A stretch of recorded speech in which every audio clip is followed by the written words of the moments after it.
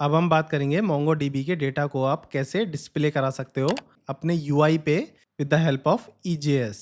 इसके लिए हमें पहले इंस्टॉल करना पड़ेगा एक्सप्रेस MongoDB पैकेज, जो मैं ऑलरेडी इंस्टॉल कर चुका हूँ अपने लास्ट लेक्चर में। और हमें अपने MongoDB क्लाइंट को कनेक्ट कराना पड़ेगा, ये भी मैं आपको सिखा चुका हूँ कनेक्ट कराना। सिलेक्ट करना पड़ेगा डेटाबेस और कलेक्शन, ये भी मैं आपको लास्ट लेक्चर में करा चुका हूँ। फिर हम डेटा सेंड करेंगे टेम्पलेट फाइल में, फिर रेंडर कराएंगे यूआई में, और जो भी लूप के साथ डेटा होगा उसको हम EJS पेज के अंदर डिस्प्ले कराएंगे। तो ये सारी 3 टॉपिक हम आज डिटेल में करने वाले हैं।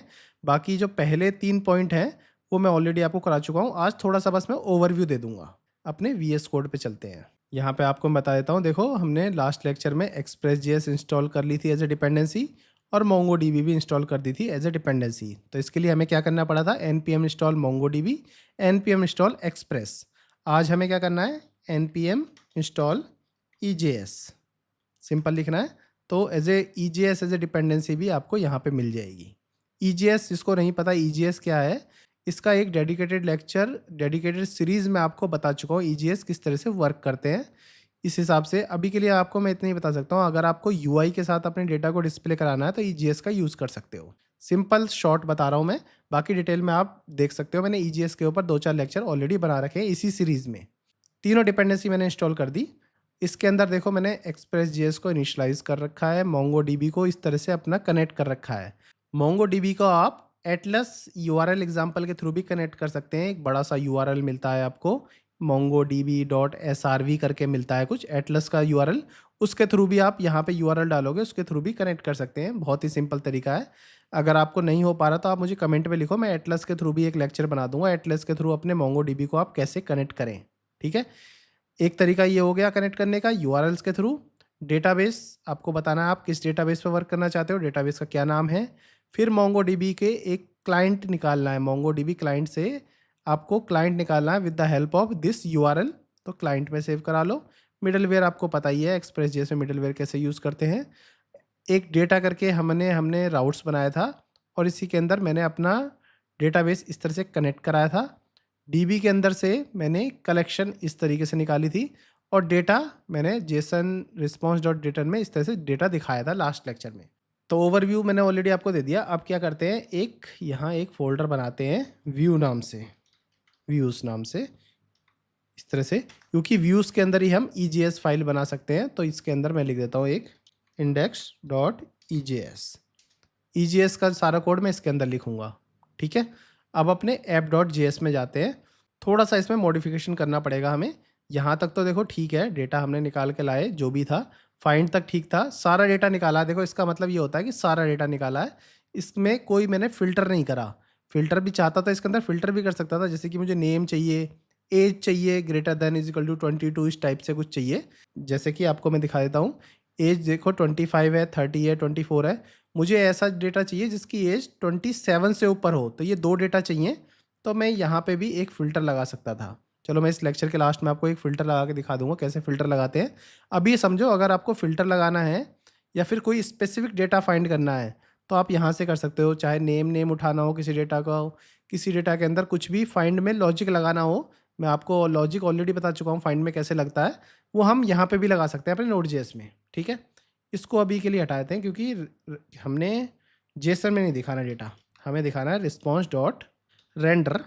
और डेटा इस तरह से आप स्टूडेंट के रूप में डेटा दिखा सकते हो, स्टूडेंट्स करके। तो स्टूडेंट्स करके आप जो डेटा है अपने डेटा में फिल कर दिया। अब आपको जो ये डेटा है, ये डेटा आपका डेटा नहीं लिखना, इसमें लिखना है index.ejs का आप कर रहे हो तो आप इसमें सिर्फ इंडेक्स लिखो, क्योंकि सीधा हम रिस्पॉन्स करेंगे, रेंडर करेंगे इंडेक्स को। तो इस इंडेक्स को हम रेंडर करने वाले हैं, ठीक है। यहाँ पे मैंने जो करा है आपको मैं लिख के ही बता देता हूँ, send data to EJS template, ठीक है। यहाँ से मैंने सेंड कर दिया EJS टेम्पलेट में। अब डेटा मुझे स्टूडेंट्स नाम से मिलेगा, क्योंकि स्टूडेंट नाम के अंदर ही मैंने ये डेटा फिल कर दिया है इस तरीके से, ठीक है। कैश से तो इस तरह से कैशे हो जाएगा। इसमें चाहोगे तो आप सिंपल कंसोल लॉग भी लिख सकते हो, जो भी लिखना है कैशे इसी तरह चल जाएगा। आपने सर्वर जो स्टार्ट करा है इस पोर्ट पे कर लिया है, तो अपना app.js का काम कंप्लीट हो गया। यहाँ से हम अपना एक HTML का एक फॉर्मेट ले लेते हैं। सिंपल सा एक फॉर्मेट ले लिया है, जिसके अंदर टाइटल लिख देता हूँ मैं, student data. Student data as a title ले लिया। अब बॉडी टैग के अंदर हम कुछ भी लिख सकते हैं। HTML हम बना रहे हैं EGS के हेल्प से, तो इसमें H1 में लिखूंगा पहले मैं स्टूडेंट डेटा। अपने अकॉर्डिंग जो भी आपको HTML में लिखना है लिख सकते हो, क्योंकि ये स्टैटिक डेटा है। इस डेटा को मैं कहीं यहाँ से लेके नहीं आ रहा हूँ, मतलब आपको स्टूडेंट्स के थ्रू नहीं उठा रहा हूँ, ये एक स्टैटिक डेटा है। तो सिंपल H1 में मैंने स्टूडेंट डेटा लिख दिया।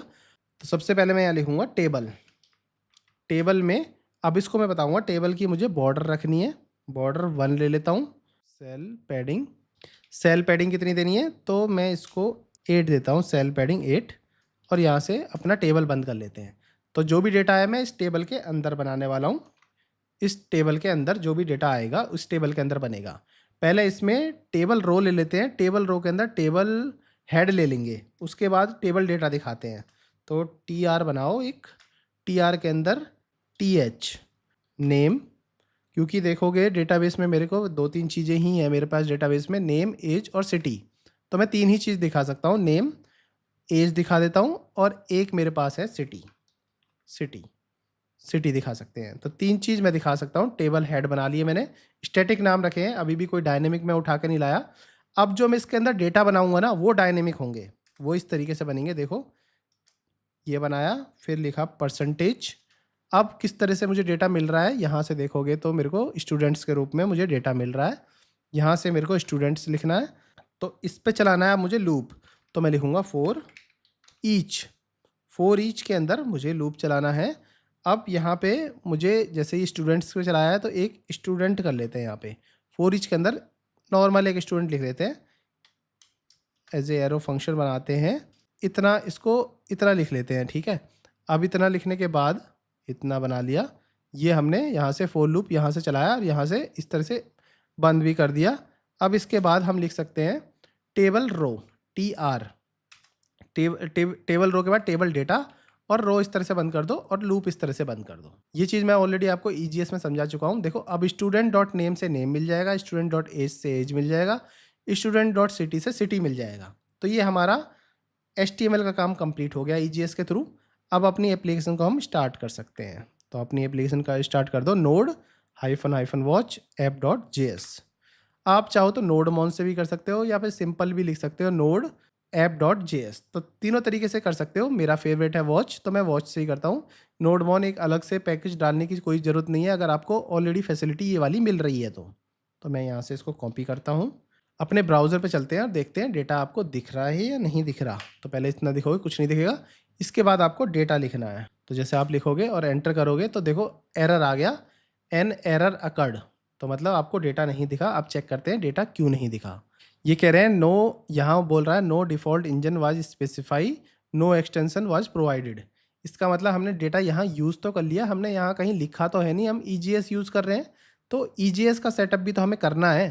तो इसके नीचे EGS का सेटअप भी कर लेते हैं। यहाँ पे सेटअप EGS, तो सिंपल लिखना है app.set, यहाँ पे लिखेंगे व्यू इंजन और यहाँ पे लिखेंगे EGS।